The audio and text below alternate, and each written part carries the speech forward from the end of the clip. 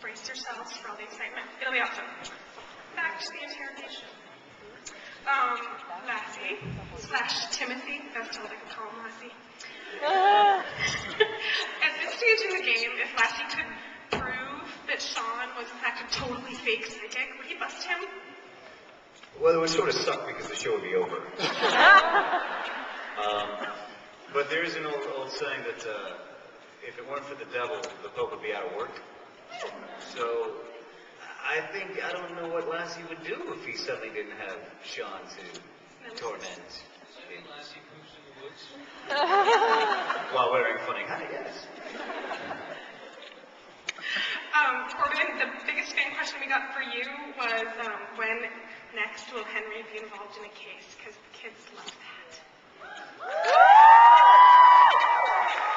Season 5, when Tim busts him, it's all about Henry Spencer. It's not really about me being involved. It's Sean's show. I'm just the dad. I'm just the guy who says no to make him go. Sean doesn't get to go unless I say no. So, involved in a case, I don't know, Steve, am I involved in a case, or do I just, I love you. We have a lot of fun when we're able to put Corbin into a case, and it's, there's a clip that you saw that ended there, it's quite dramatic there, where Henry and Lassie... Oh, I am involved in a case. I forgot we shot that. Yes, this season, episode number 3, I'm involved in a case. You might remember shooting that a couple weeks ago. Yeah, actually, Tim and I, that will be the sequel, the Tim and I show. Okay, I'm sorry.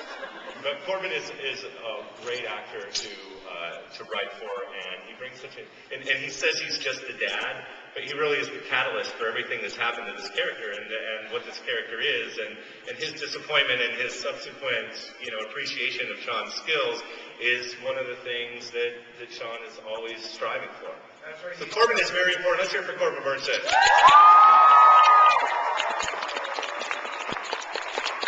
Don't ask me any more questions. You guys give me answers. Mark those off. Maggie. Hi. Isn't she gorgeous, everybody? And she's nice, too. Does Juliet actually believe that Sean is a psychic? Where is she in her mind in that? I absolutely think that Juliet believes that Sean's a psychic and has from day one. Even if she was to doubt him even a little bit, he always proves her wrong. So he is psychic to her. The biggest...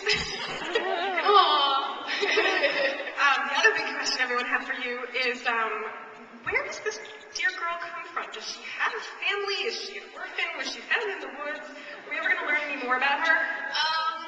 We actually are. In an episode coming up, we're going to meet Juliet's big brother. Big. Emphasis on the word big.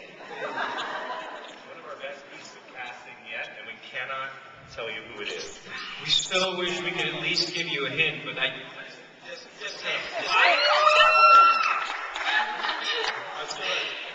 flying around. Yes, I'm looking forward to that episode. We're shooting it soon, so. Chris, we I'm can. sorry. Stepping on the stars, bad form. Chris? Whatever. What other guest stars can we look forward to that you guys have put in this season? We have Carrie Elwes from The Princess Bride. Also, in the season premiere, which Steve wrote and directed with Andy Berman, one of our writers, wrote it with Steve. Steve directed it. Christine Baranski is coming up. James Brolin, who I think you saw on one of these clips, is in a Western-themed episode. I totally thought that was Sam Elliott. Don't tell him you said it. Robert Patrick is about to come up and do an episode. Sindhil Ramamurthy, how do you like that? Who you saw, did an episode for us. Rachel Lee Cook, of course, is back for several episodes. And we have David Naughton in what might be a werewolf-themed episode.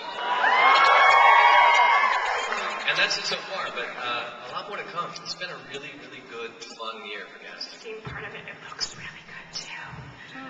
Kelly, I have a very, very easy question. question for you. Right.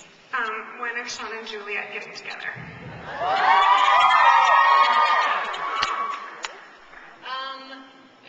Season finale. Series finale, last episode. I think it's that one thing that you want it to happen, but it can't. And so what Steve does so well is take you one step forward and two steps back. And we have a lot of those episodes coming up. So Give us a hint about a hint, a step. Come on, one step forward. Give us a hint. Their relationship progresses. Yeah, it progresses. Definitely, Sean is in a relationship with Abigail, and I think Juliet wants him to be happy, but is still a little confused. And, then you have to sort of take that to the next step. What happens if Sean isn't in a relationship, and Juliet is, and you have to go back and forth. They have to grow up as people, but it can't happen. It can't happen for a while. James, I have one question about your craft before we throw to the fans. The ridiculous head jerking and hand waving and skull grabbing. When did that start for you as an actor? How did you come up with it? Do you have a favorite? Just as a guy. I was just born as a little spaz. I just came out of my mother and everybody freaked. There's always all these weird things. No, it's constantly changing, I think. I mean, if you go back and watch, like, the first season, it was pretty physical, sort of heavy, and then we sort of ride a little bit of a coaster in terms of, like, how silly and how big and how physical it gets, and other times I just use my mouth. I keep backing myself into these corners.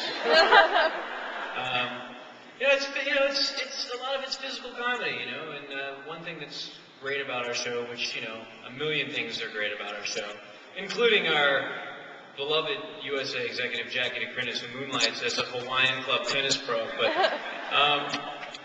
one of the things that's great is that, we have sort of a hybrid sort of show that allows us to try so many different things, including different kinds of comedy, and we can be really big and super and silly, like you saw, in American Duos, and then we can reel it in and do sort of smarter, more cerebral stuff, or we just reference everything that we can think of.